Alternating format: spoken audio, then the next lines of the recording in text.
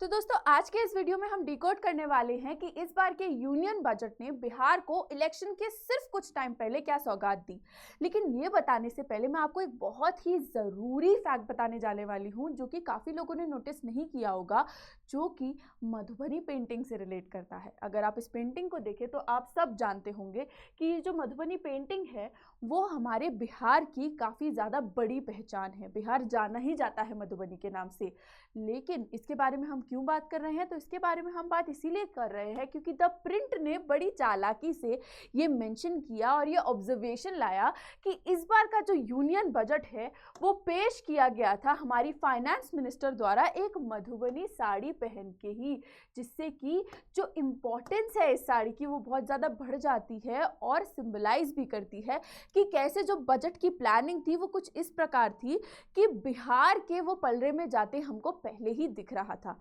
अगर कुछ स्मार्ट लोग होते तो वो ऑलरेडी इस बात से कयास लगा सकते थे जो फर्स्ट लुक आया था, क्योंकि हमेशा जो फाइनेंस मिनिस्टर की साड़ियाँ रही हैं वो काफ़ी ज़्यादा चर्चा में रही हैं और उसी से थोड़ा रिलेट करके समझा जा सकता था। लेकिन बजट की उथल पुथल में सब लोग इतने ज़्यादा बिजी थे कि एनालिसिस कब आएगी, बजट कब आएगा, कि लोगों ने इतनी इंट्रिकेट डिटेल देखी ही नहीं, जो कि हम आज आपके लिए लेट्स क्रैक यूपीएससी सीएससी पे लेके आए हैं कि कैसे जो हमारी कंट्री के लीडर्स हैं वो इवन सिंबलाइज करते हैं अपने एक्शन से जो आने वाले आउटकम्स हैं उनको। तो अब सारे जो भी मेजर चेंजेस आए हैं उनको डिकोड करने से पहले मैं बताना चाहती हूं जो भी 2026-27 या उसके बाद के एस्पिरेंट है कि अनअकैडमी आप सभी के लिए लेके आया है एक वन टाइम ऑफर जो कि है फ्री 7-डे ट्रायल का, जिसमें आपको हमारे प्लेटफॉर्म की एक्सेस मिलती है 7 दिन के लिए बिल्कुल फ्री।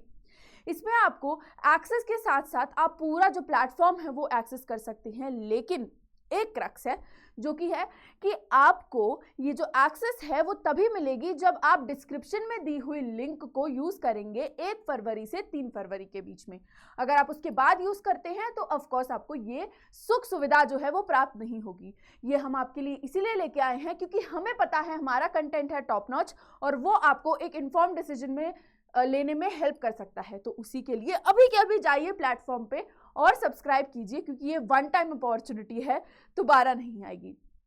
जो भी 2025 को टारगेट कर रहे हैं उनके लिए एक क्रैश कोर्स है जिसका बैच हमारा 7 फरवरी को लॉन्च होने वाला है, 12,000 की प्राइसिंग पे है और इस प्राइसिंग तक पहुंचने के लिए आपको यूज करना होगा मेरा कोड जो कि है NST लाइव, जिसके वाया आप इस कोर्स को खरीद पाएंगे एंड एक्सेस कर पाएंगे नोट्स को, मॉक टेस्ट को, लाइव क्लासेस को एंड आपका डाउट रेजोल्यूशन भी हो जाएगा। तो अब बिना किसी देरी के इस सेशन की शुरुआत करते हैं और डिकोड करते हैं कि बिहार में हमको क्या क्या मिला है। तो इस वीडियो में हम बेसिकली देखने वाले हैं और बात करने वाले हैं IIT पटना के एक्सपेंशन की। जैसा कि हम सबको पता है कि बजट जो है उसमें काफ़ी क्लियरली बोला गया कि करीब 6500 के अराउंड सीट्स बढ़ाई जाएंगी IITs में। मेडिकल के लिए एक अलग चीज़ है, लेकिन हम पटना की एस्पेक्ट में बात कर रहे हैं, इसीलिए हम सिर्फ इंजीनियरिंग के बच्चों को यहाँ फोकस में लेंगे क्योंकि IIT पटना को काफ़ी ज़्यादा प्रेफरेंस दी गई है। फिर आया हमारा सेटअप ऑफ मखाना बोर्ड, क्योंकि अगर हम देखें तो हमारी जो प्रोडक्शन है वो मैक्सिमम बिहार से ही आती है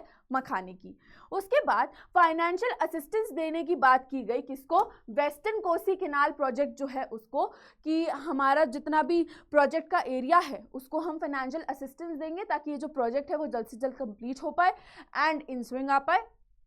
उसके बाद हम बात करेंगे ग्रीनफील्ड एयरपोर्ट्स की और उसी के साथ साथ जो पटना एयरपोर्ट का एक्सपेंशन है उसके बारे में भी, और अंत करेंगे इस वीडियो को bye talking about the national food technology institute जो कि सेटअप किया जाने वाला है बिहार में।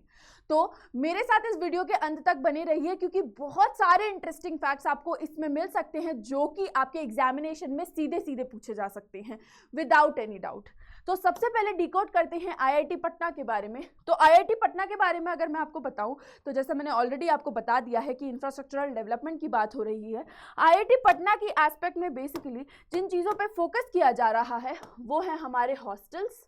और हमारा कैंपस। हॉस्टल्स और कैंपस का जो इंफ्रास्ट्रक्चर है वो इम्प्रूव करने की बात की जा रही है और जो ऑल ओवर द कंट्री बातचीत हो रही है कि कैसे हम एक्चुअल में एक्सपैंड कर सकते हैं हमारे इंफ्रा को, उसमें IIT पटना को भी इंक्लूड किया गया है। उसके आगे चलते हैं और देखते हैं कि मखाना बोर्ड में हमारे लिए क्या है। तो मखाना बोर्ड हमारे लिए इसलिए इस्टेब्लिश किया जा रहा है बिहार में क्योंकि नंबर 1, बिहार जो है वो अराउंड 10,000 टन मखाना प्रोड्यूस करता है, जो कि हमारी पूरी कंट्री का करीब करीब 90% है। आप देख रहे हैं 90% कितना वॉपिंग नंबर है, जो कि काफी सिग्निफिकेंटली इंपैक्ट कर सकता है हमारी कंट्री को। एंड अगर अभी के टाइम में देखें तो जो मखाना है it is rich in protein, it is rich in calcium, और ऐसा नहीं है कि सिर्फ हमारी कंट्री इसको कंज्यूम करती है, बल्कि ये बाहर के देशों में भी बहुत ज्यादा खाया जाता है as a every time snack, as a dry fruit, अलग अलग इस्तेमाल में मखाना आता है, जिसकी वजह से अपनी प्रोडक्शन और प्रोसेसिंग क्वालिटी को इम्प्रूव करने के लिए इस बोर्ड को सेटअप किया जा रहा है, जिससे कि हम मैक्सिमाइज कर पाएं हमारे जो भी इनपुट्स हैं मखाने के सेक्टर में एज सच। क्योंकि मिलेट्स, ग्रेन्स जो इत्यादि चीज़ें जो बिहार में स्पेसिफिकली होती हैं उनको ऑलरेडी टारगेट कर दिया गया है, लेकिन मखाना वाज अ थिंग जिस पे अभी तक काम नहीं किया गया था, जो कि इस यूनियन बजट 2025 में निर्मला सीतारमण द्वारा एड्रेस कर दिया जा चुका है। फिर आता है हमारा वेस्टर्न कोसी कैनाल प्रोजेक्ट, जो कि हाईलाइट करता है हमारे वेस्टर्न कोसी कैनाल के ERM प्रोजेक्ट को, जो कि मिथिलांचल रीजन में पड़ रहा है। अब ये मिथिलांचल रीजन कहाँ है, अगर हम फोकस करें यहाँ पे तो मिथिलांचल रीजन हमारा बेसिकली यहाँ बॉर्डर के आसपास पड़ता है। अगर हम देखें कोसी की ओवरलैपिंग, तो कोसी इवन तिब्बत जो कि चाइना का एरिया है और नेपाल के एरिया पे भी इसका जो बॉर्डर और वाटर है वो एक तरीके से कोइंसाइड करता है। तो आप देखेंगे कि पूरा जो कोसी बेसिन है वो काफ़ी ज़्यादा फैला हुआ है, एंड उसी पे जो है वो ये प्रोजेक्ट बन रहा है,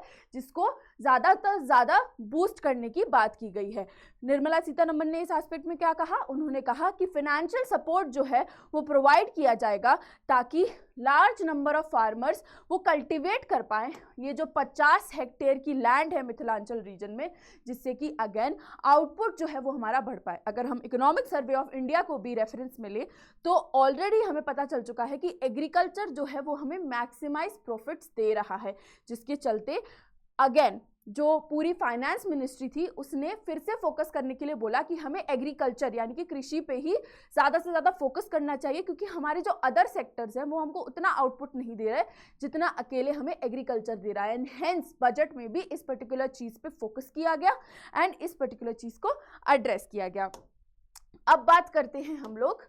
हमारे पटना एयरपोर्ट की। तो अगर हम पटना एयरपोर्ट की बात करें तो उसकी जो कैपेसिटी है वो काफ़ी ज़्यादा लिमिटेड है, तो उसके एक्सपेंशन के लिए भी बात की जा रही है, जिसमें कहा जा रहा है कि पटना का जो एयरपोर्ट है उसमें ब्राउनफील्ड एयरपोर्ट को इंटीग्रेट किया जाएगा एंड कई सारे जो ग्रीनफील्ड एयरपोर्ट्स हैं वो भी बनाए जाएंगे, ताकि जो फ्यूचर नीड्स हैं हमारी कंट्री की एविएशन वाइज वो सारी एड्रेस हो सके। उसी के साथ साथ नेशनल फूड टेक्नोलॉजी इंस्टीट्यूट भी सेटअप करने की बात की गई बिहार में। और ये बात एक्चुअल में क्यों की गई, तो ये बात इसीलिए की गई क्योंकि जो हमारा पूर्वोदय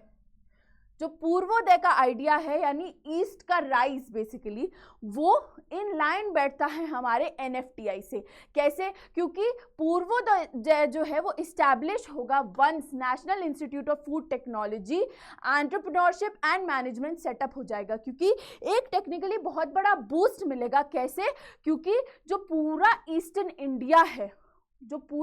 इंडिया है वो एक तरीके से काफ़ी ज़्यादा रिसोर्सफुल हो जाएगा वंस ये जो टेक्नोलॉजिकल इंस्टीट्यूट है वो सेटअप हो जाएगा, क्योंकि जो रिसोर्सेज हैं वो मिल जाएंगे, जो यूथ को ट्रेनिंग है वो मिल जाएगी, एंड ये जितने भी नए युवा लोग हैं जिनकी बात इवन एक्रोनिम में भी की गई जो कि ज्ञान नाम से है, तो ये लोग भी काफ़ी एक बड़े लेवल पर साथ मिलके जो हमारी फूड टेक्नोलॉजी है उसमें पार्टिसिपेटरी चेंज ला पाएंगे, यानी कि अपना योगदान देके काफ़ी बड़े बदलाव ला पाएंगे, जिसके चलते ये जितने भी रिफॉर्म्स हुए हैं अभी एंड इवन बिहार के बजट में या फिर मैं कहूँ